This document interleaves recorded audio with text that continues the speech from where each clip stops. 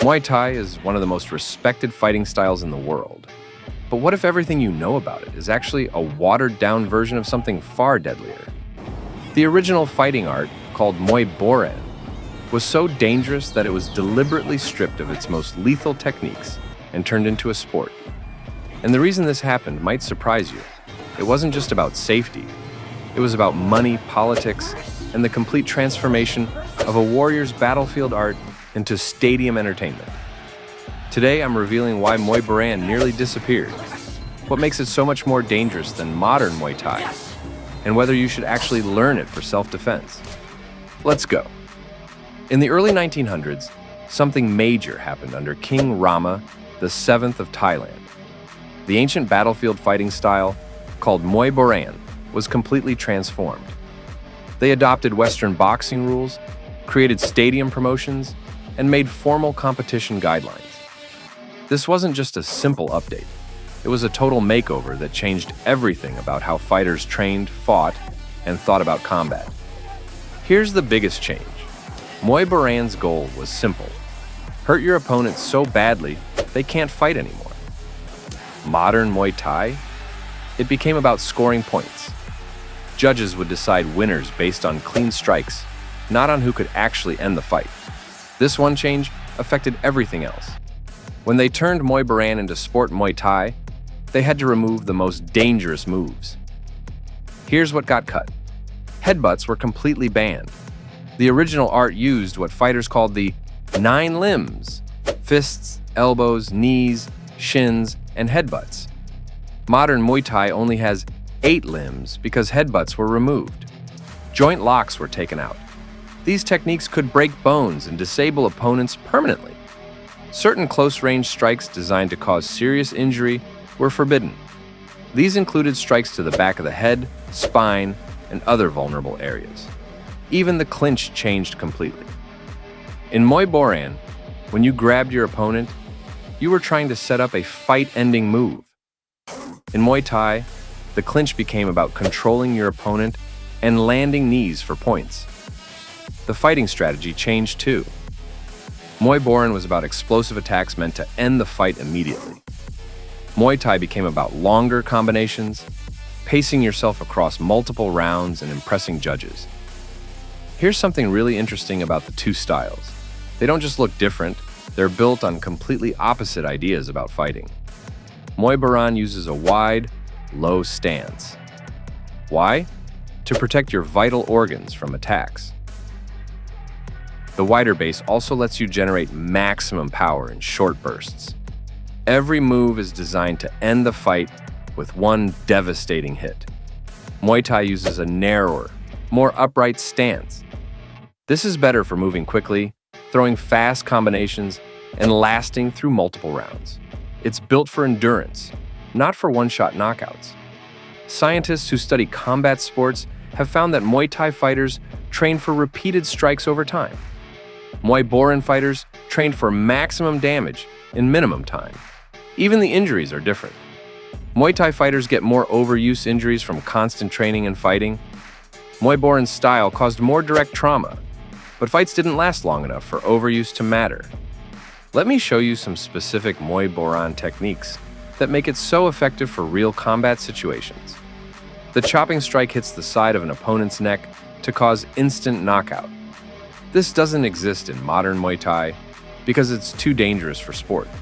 The high block elbow targets the center of an opponent's face when they have both hands up. It hits before they can react. The circular elbow block stops a punch with one hand while you strike with a cutting elbow using your other hand. This works best up close and requires quick reflexes. Counter knee strikes to the stomach or chest work great when someone tries to grab you. You can follow up with an elbow strike. These moves are especially good against grapplers who want to take you down. The pulling knee counters straight punches. You dodge, grab both their arms, pull them forward off balance, and drive your knee into them. You rarely see this in tournaments because gloves make it almost impossible. But in a street fight without gloves, it's devastating. Here's the real question everyone wants answered. For situations with multiple attackers or armed opponents, Muay Boran has clear advantages. The joint locks, headbutts, and weapon defense techniques give you options that sport Muay Thai simply doesn't have. But it's not completely one-sided. Muay Thai's focus on conditioning, accurate striking, and clinch control makes it very effective in one-on-one fights. The difference is simple.